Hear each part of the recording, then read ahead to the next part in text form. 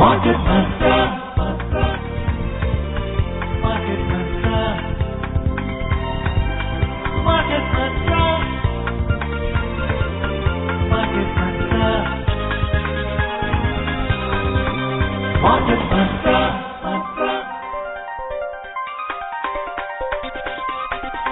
Market Mantra.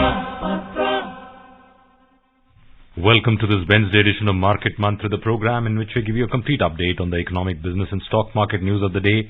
My name is V. Ravi Kumar and with me is my Hindi co-anchor Nikhil Kumar. नमस्कार, market मंत्र में आप सभी का स्वागत है। प्रतिदिन की तरह आज भी हम देश और दुनिया से आर्थिक, व्यापारिक तथा शेयर बाजार के समाचार आपके लिए लेकर आए हैं और हम उन पर चर्चा भी करेंगे। चर्चा के लिए आज स्टूडियो में आमंत्रित हैं आर्थिक विशेषज्ञ ए.के. भट्टाचार्य। ए.के. भट्टाचार्य जी, कार्यक्रम में आपका स्वागत है। नमस्कार। और सबसे पहले हेडलाइंस के साथ में Ravi. Union Cabinet approves setting up of a national level multi-state cooperative export society, gives nod to the incentives scheme for promotion of RuPay debit cards. Domestic share indices close almost flat. Sensex finishes near the 60,100 level. Nifty settles near the 17,900 level. And the rupee appreciates 21 paise against the US dollar. केंद्रीय मंत्रिमंडल ने राष्ट्रीय स्तर की बहुराज्य सहकारी निर्यात समिति की स्थापना को स्वीकृति दी। रुपे डेबिट कार्ड को बढ़ावा देने की प्रोत्साहन योजना को भी मंजूरी। घरेलू शेयर बाजार बिना किसी खास उतार चढ़ाव के बंद। सेंसेक्स 60,100 और निफ्टी 17,900 अंक के आसपास और रुपया आज डॉलर के मुकाबले 21 पैसे मजबूत हुआ।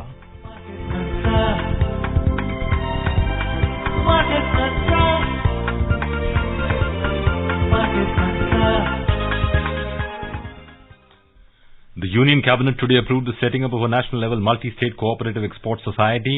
The move will help in achieving the goal of Sehakar se Samriddhi through the inclusive growth model of cooperatives. Briefing media in New Delhi, Union Minister Bhupendra Yadav said the multi-state cooperative export society will work as an umbrella organization for export of surplus goods and services and help unlock the export potential of Indian cooperatives in the global market. The Union Cabinet also cleared a proposal for setting up a national-level multi-state cooperative organic society. It will act as an umbrella organization for aggregation, procurement, branding and marketing of organic products. AKB, please help us understand the impact, the ramifications of this, of one, the Cooperative Export Society and the Cooperative Organic Society. Well, the important point to note here is that these are cooperative sector initiatives. And as you would know that in a cooperative sector initiative, the stakeholders are not just the producing company, but also those who work for these companies. They also have shares in those companies. They also benefit from what is gained by way of value.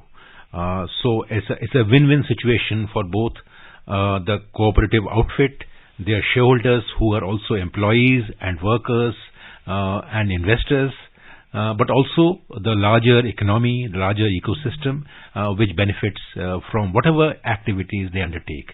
In India, the cooperative sector has grown well and done well also in the dairy sector.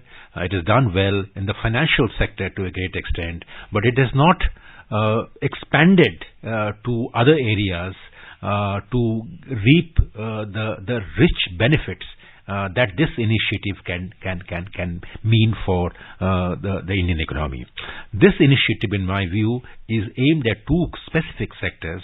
One is the export sector. Now, what happens normally is this, that in the export chain, the lower end producer is actually not the real gainer of the entire export initiatives. Right. Like in the farming sector, what happens is the farmer sells produce at X price.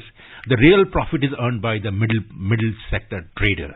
Now, in the cooperative, this initiative, my sense is that the first big beneficiary would be the small exporter, who will be part of this society, and they will be able to get more value from their economic initiatives than their earlier. And this is a multi-state cooperative society, which means it will come under a central regulation, because as you know that cooperative is a state sector subject. So if it is only a cooperative society for a state, it will be regulated by the state registrar of cooperative societies. But now that it is a multi-state cooperative societies, so which means it will have a central cooperative regulator which will look into this actor. The second initiative is, in my view, has got a larger implication for the environment and ecology perspective. It's the fact that the use of more organic products will naturally mean not just consumption of more hygienic and healthy products, but also the nature, Mother Nature, will not be unnecessarily exploited in many ways that what we are seeing around us, how nature has been badly mauled, and we are paying the price for that. Now, this cooperative cooperative society for organic sector, in my view, will give a big push to producing organic materials, whether it is in the case of agriculture or whether it is the case of the horticulture. So this, to my mind, is both the initiatives, early stages, but tremendous potential. एक ही जैसे आपने बताया, अभी बहुत सारी बातों का जिक्र किया, मेरे जहन में ये बात आ रही थी कि ये जो बहुराज्य सहकारी निर्यात समिति है और सरकार का भी ये कहना कि घरेलू और वैश्विक बाजारों में जैविक उत्पादों की मांग को बढ़ाया जाएगा, खपत भी बढ़ेगी। एक आम व्यक्ति जो व्यवसायी है इसमें जो जुड़ेगा वो किस तरह से अपना काम करेगा? जो एक आम जो व्यक्ति है या जो संस्था जो है जो इनके साथ जुड़ जाएगा, वो जो सहकारी संस्थाओं का जो एक मूल मंत्र जो होता है वो होता है भागीदारी। और वो भागीदारी की तरह वो ना ही सिर्फ एक सप्लायर होगा या कोई सेवा को प्रदान करेगा, पर वो उसका पूरा स्टेक होल्डर बन जाएगा और उसकी कोऑपरेटिव सोसाइटी की, सहकारी संस्था की जो प्रॉफिट होगी उसमें पूरी तरह से उसकी भागीदारी रहेगी।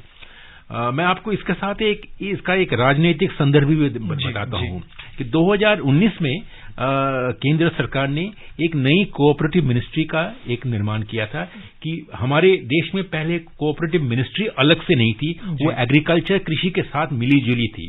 तो कोऑपरेटिव सेक्टर में जो एक फोकस की जो जरूरत थी उसकी कमी महसूस हुई और 2019 में ये नई कोऑपरेटिव मिनिस्ट्री बनी और इसका जो मिनिस्ट्री जो है वो होम मिनिस्ट्री के साथ लगाया गया। इसका मतलब हमारे जो होम मिनिस्टर जो है वो भी इसके कोऑपरेटिव मिनिस्टर हैं। तो मैं समझता हूं कि ये 2-3 जो इनिशिएटिव जो हैं वो कोऑपरेटिव सेक्टर को और भी सुदृढ़ करने में सहायक बनेगी। और अब थोड़ा सा आगे बढ़ते हैं, रुपे कार्ड की हम बात करते हैं। केंद्रीय मंत्रिमंडल ने रुपे डेबिट कार्ड और कम रकम की लेन देन से संबंधित भीम यूपीआई को बढ़ावा देने की प्रोत्साहन योजना को मंजूरी दी है। इस योजना की वित्तीय व्यय 2600 करोड़ रुपए है। इस निर्णय से डिजिटल व्यवस्था को मजबूत बनाने में मदद मिलेगी।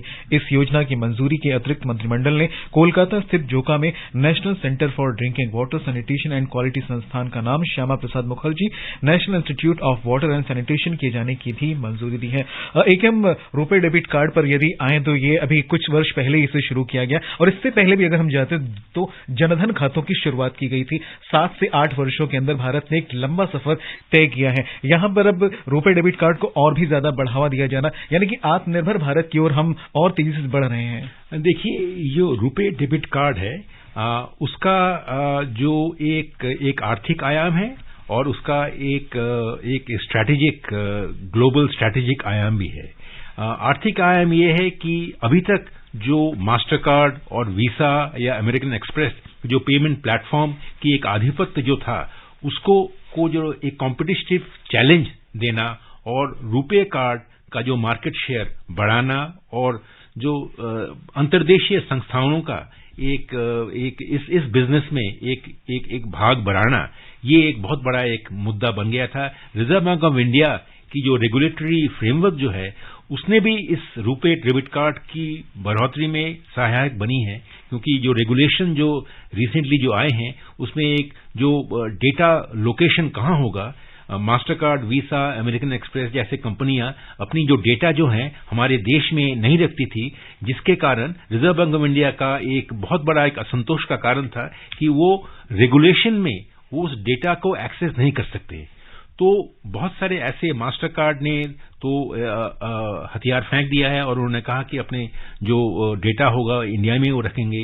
वीसा भी उसी रास्ते में आ रही है, अमेरिकन एक्सप्रेस ने थोड़ी बहुत अनबनी है। और रुपे कार्ड अगर और भी जनप्रिय हो जाए तो मैं समझता हूं कि ना ही ये जनधन का एक और जो आप कह रहे हैं आत्मनिर्भरता की बात कर रहे हैं वो होगा, पर उसके साथ साथ एक थर्ड ऑप्शन या फोर्थ पेमेंट ऑप्शन बनेगा। और ऐसा आप जानते हैं कि एक कॉम्पिटिटिव इकोनॉमी में अगर चॉइसेस बढ़ जाते हैं, हमारी जो चॉइसेस बढ़ने से जो आर्थिक एफिशिएंसी, जो गुणवत्ता जो है, उसमें भी काफी वृद्धि होती है। इसमें एक चीज और मैं थोड़ी सी जोड़ना चाहूंगा। अभी कुछ वक्त पहले वो डिजिटल करेंसी की बात कर रहे थे, तो क्या आगे चल करके रुपए डेबिट कार्ड को जिस तरह बढ़ावा देना है, डिजिटल करेंसी को उसमें जोड़ा जा सकता है? थियोरेटिकली ये दोनों चीज डिफरेंट प्रोडक्ट होंगे जी।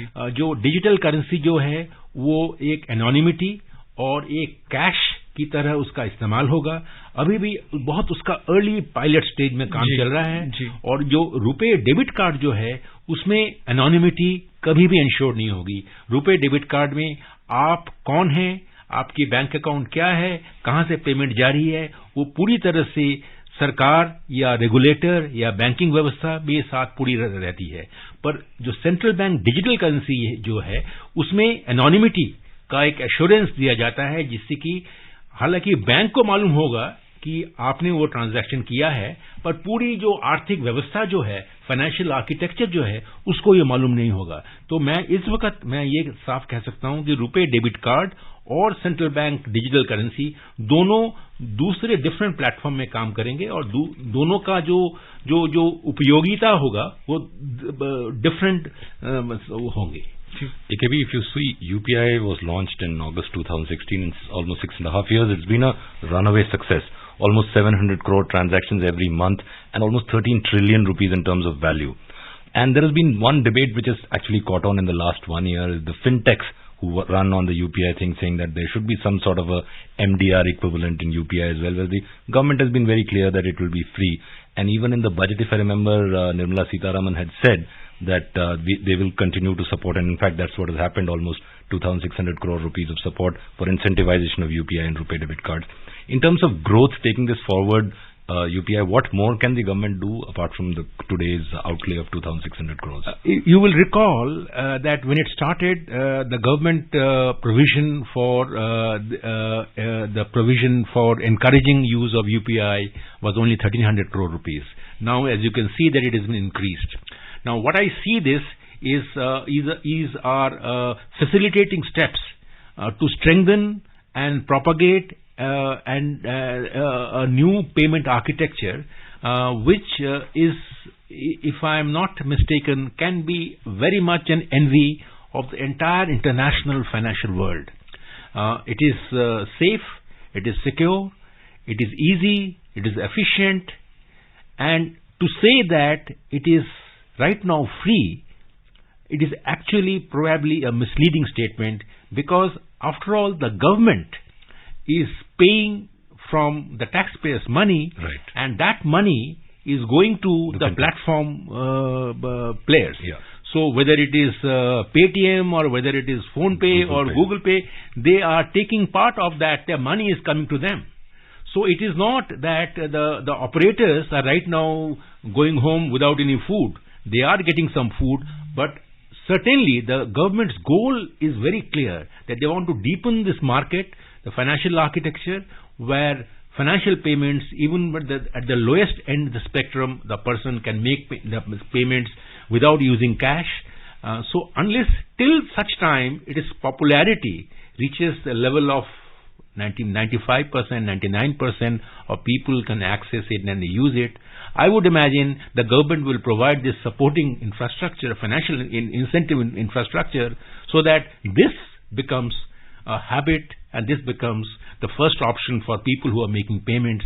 And at some point in time, I'm sure there is a National Payment Corporation of India which is waiting to play the role of the regulator, and that will will exercise its regulatory decisions and choices on what kind of MDR, as you said, should be levied. But it is only a matter of time that when it will be levied.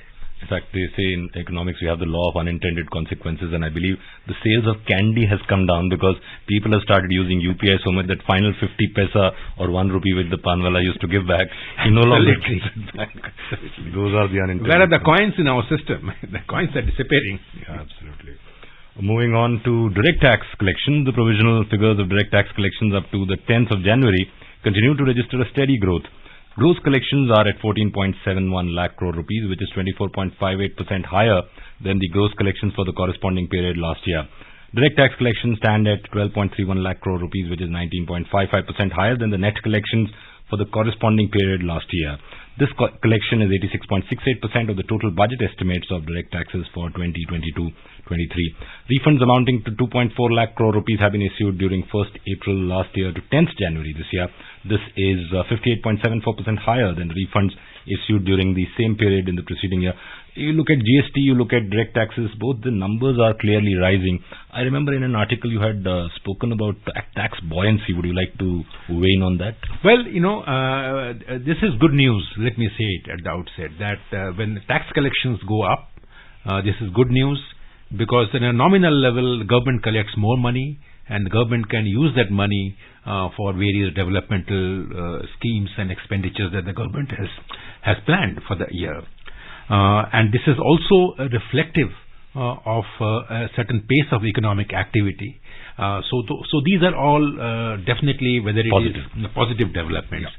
Having said that, this could have been even more positive if the buoyancy rate had been a little more healthy. What we have seen right now is that the buoyancy rate, which used to be 1.7 in last year, has come down to 1.04 right now. Still more than one. Still more than one. Yeah. So you still have, so therefore there is scope for improvement, there is scope for better compliance, there is scope for broadening the base, and tax buoyancy is only a broad indicator of whether are our tax collections up to the mark, the GDP number, with the number. So I think at an absolute level, this growth is good news, but it has to be made sustainable, and growth has to be ensured in the coming years. It is necessary to see the tax buoyancy rate so that the future, the road and the sustainability is ensured. And since we're very close to the budget, I'll force you into crystal gazing. Do you anticipate something to be done on the direct tax? Well, I personally feel that this is a budget that is being presented soon after the COVID is virtually made its disappearance. So I would say that there would be a personal tax front. There would be a package that provides some sort of incentive, particularly those who are at the lower end of the spectrum, those who are on the lower leg of the K need to be taken care of, whether it is the individual income tax payers below the 10 lakh category or whether it is the MSMEs and the small companies. Market Mantra will continue, but after a small commercial break. अपने business को बढ़ाने के लिए लीजिए आकाशवाणी का सहयोग और दीजिए उसे बुलंदियों के पंख। आपका बिजनेस लोकल है या राष्ट्रीय, आकाशवाणी देती है उपभोक्ताओं तक पहुंचने का हर विकल्प। और अब तो आप घर, दफ्तर या दुकान पर बैठे बैठे कर सकते हैं आकाशवाणी के किसी भी केंद्र के लिए विज्ञापनों की बुकिंग। आकाशवाणी के विभिन्न चैनलों पर विज्ञापन देना सुलभ और सस्ता। बुकिंग है तो संपर्क करें 8700014242 पर। 8700014242। स्वागत है आप सभी का एक बार फिर से मार्केट मंत्रा में।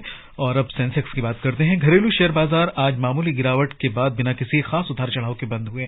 बॉम्बे स्टॉक एक्सचेंज की प्रमुख 30 कंपनियों का सर्वोच्च सूचकांक 60,100 के आसपास जाकर बंद हुआ, जबकि नेशनल स्टॉक एक्सचेंज में सूचीबद्ध 50 प्रमुख कंपनियों का सूचकांक 17,900 के नजदीक पहुंच गया।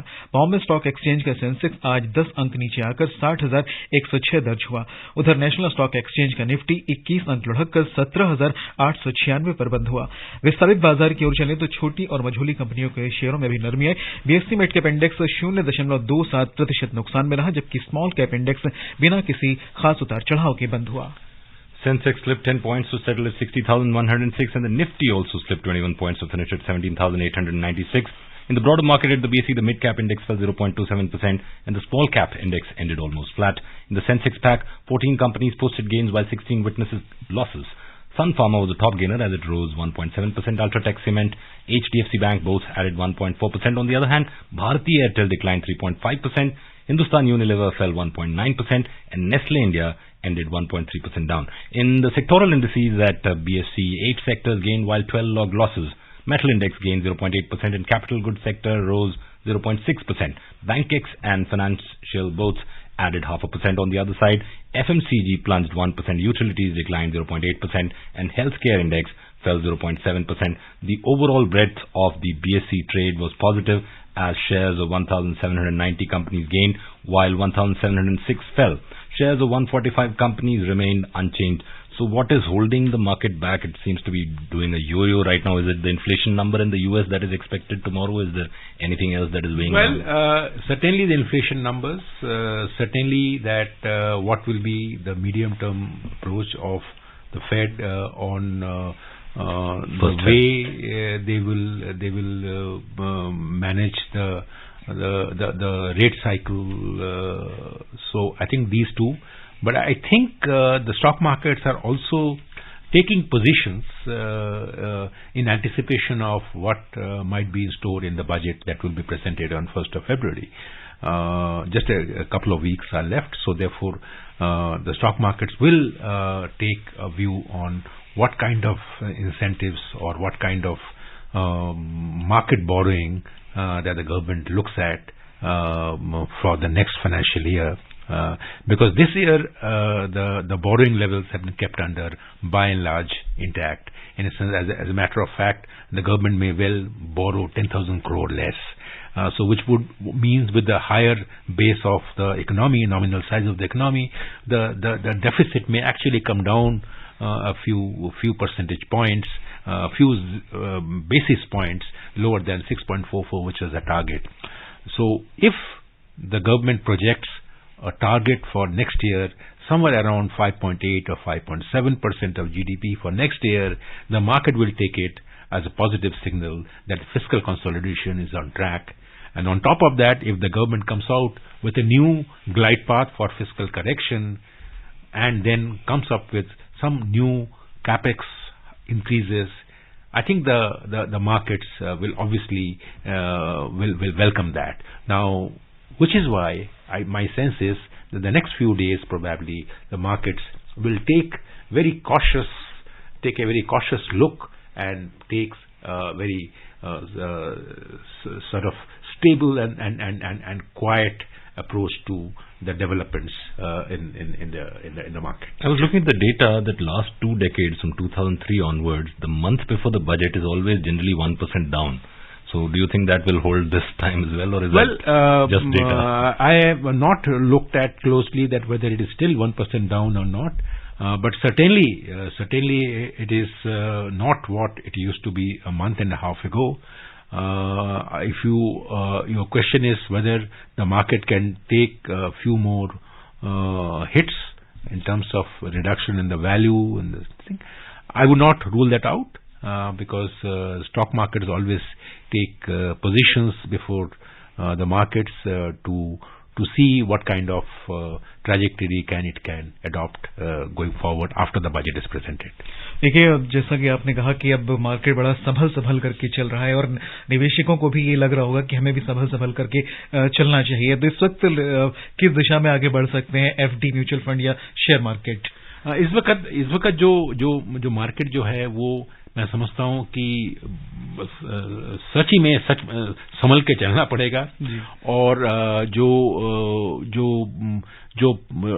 टॉप कॉर्पोरेट्स जो हैं, जो एस्टैब्लिश्ड सेक्टर्स जो हैं, जो कॉन्टैक्ट इंटेंसिव सेक्टर्स जो हैं, उनकी जो ऑपरेशनल एफिशिएंसी और एक्टिविटी का जो स्कोप जो बढ़ने की दिख रहा है, वो मैं समझता हूं कि उसी को देखकर, सेंसेक्स को ना देखकर, निफ्टी को ना देखकर, अगर स्पेसिफिक सेक्टर्स को देखा जाए, वो मेरे ख्याल से बेहतर एक अप्रोच होगा। और उससे ज्यादा ये देखना पड़ेगा कि जिस सेक्टर में कॉर्पोरेट अर्निंग्स, जो टॉप कॉर्पोरेट अर्निंग्स जो हैं, अभी भी डबल डिजिट में जा रही हैं, क्रेडिट ग्रोथ अभी भी 14 to 15% है। सो मार्केट में अभी भी थोड़ा बहुत एक इंटेंसिटी है, एक फोर्स है, पर जैसे मैंने कहा कि international developments, Ukraine war, and budget, ये तीनों चीजों को मद्देनजर से देखते हुए लगता है कि अभी जो मार्केट जरा सुस्ती में है, ऐसे ही चलती रहेगी। आपने वैश्विक बातों का जिक्र किया, तो विश्व बैंक ने अमेरिका, चीन, यूरोप जैसी दुनिया की बड़ी अर्थव्यवस्थाओं की विकास दर में गिरावट का अनुमान व्यक्त किया है। और चूंकि भारत की जो अर्थव्यवस्था है कहीं न कहीं थोड़ी सी बेहतर हम स्थिति में मान सकते हैं, तो भारत पे कुछ इसका असर पड़ेगा आने वाले समय में?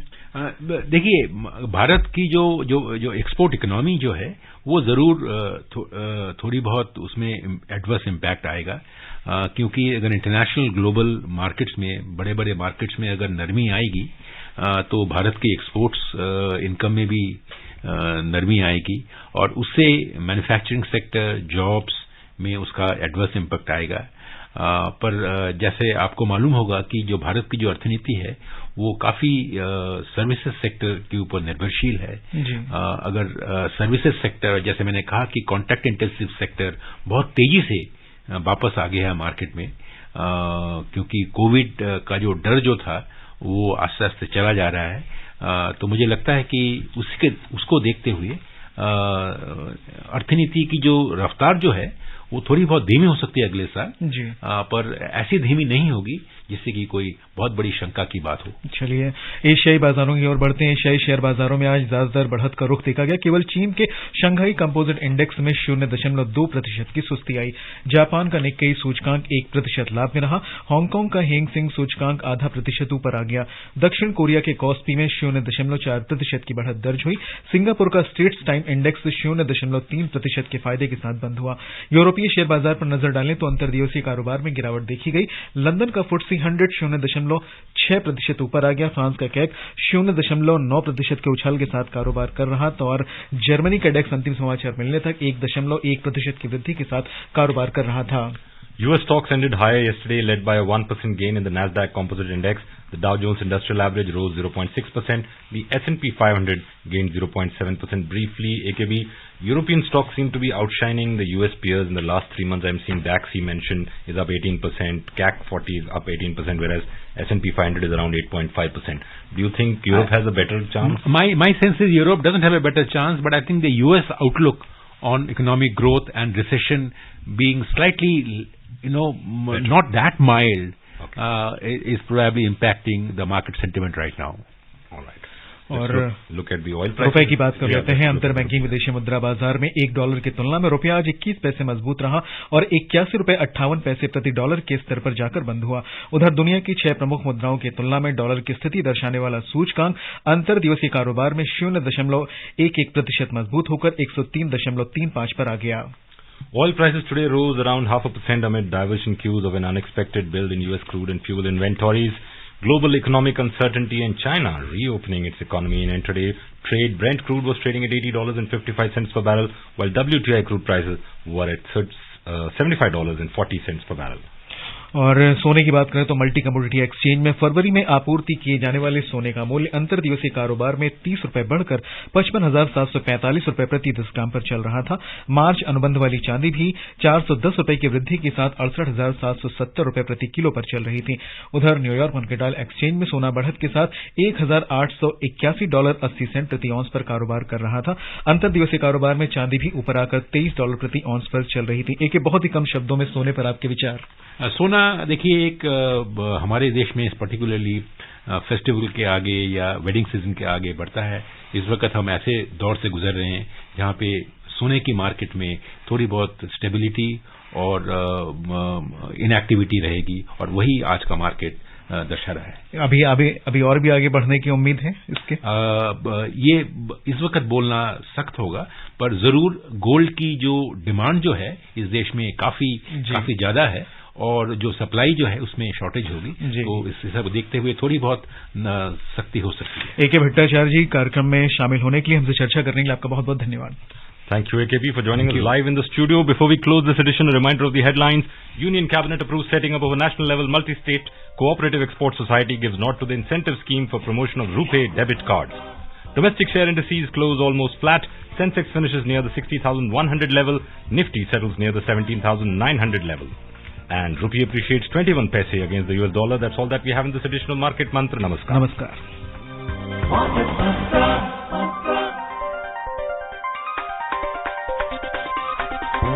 Market Mantra.